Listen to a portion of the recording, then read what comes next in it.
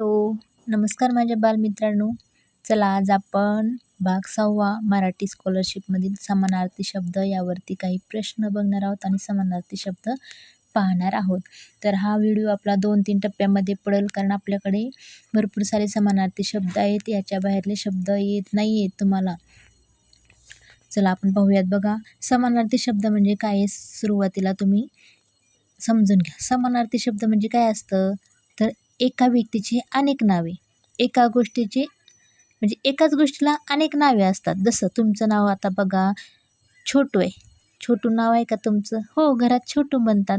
मग तुमचं नाव काय आहे? गणेश आहे. शाळेत पण छोटू पण म्हणतात, भैया पण म्हणतात. हे सगळे काय झाले? एकट्याचंच नाव आहे ना, त्यामुळे हे सगळे तुझे समानार्थी शब्द झाले.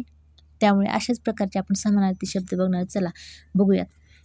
अभिनेता. अभिनेता म्हणजेच कोण असतो? आपण त्याला हिरो पण म्हणतो बघा. हां, ते पण त्याचा समानार्थी शब्द आहे, म्हणजेच नट. मराठीमध्ये नट, कलावंत असा शब्द वापरला जातो. अपराध. अपराध म्हणजेच काय? गुन्हा. अग्नी.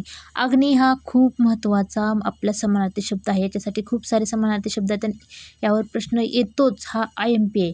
लक्ष करा. अग्नीलाच आग म्हणतात, अनल म्हणतात, पावक म्हणतात, वनी म्हणतात, विस्तव म्हणतात, वैश्वानर म्हणतात. तसेच पुढे बघा, अत्याचार. अत्याचार म्हणजेच अन्याय, जुलूम. अचल म्हणजे स्थिर, शांत, पर्वत.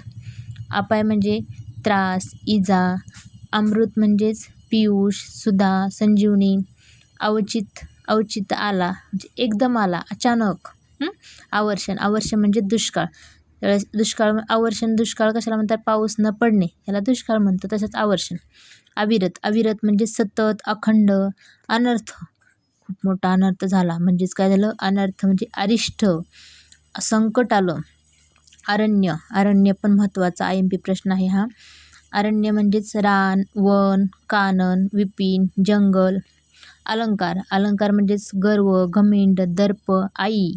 सगळ्यांनाच माहिती आहे आईला काय काय म्हणतात. चला, माता, जननी, माऊली, माय, मातोश्री, जन्मदात्री आणि जन्मदा असे आईचे समानार्थी शब्द आहेत, ते जे की सगळ्यांना पाठच पाहिजेत. आरसा.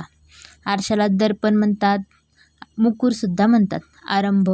आरंभ म्हणजेच प्रारंभ म्हणजे सुरुवात. आकाश. हा पण IMP प्रश्न आहे. ह्याच्यावर पण खूप वर्ष झालं प्रश्न पडत येतो परीक्षेला. गगन. आकाश म्हणजेच गगन. नभ, अंबर, व्योम, आभाळ, ख आणि तारांगण. आयुष्य. आयुष्य म्हणजेच जीवन.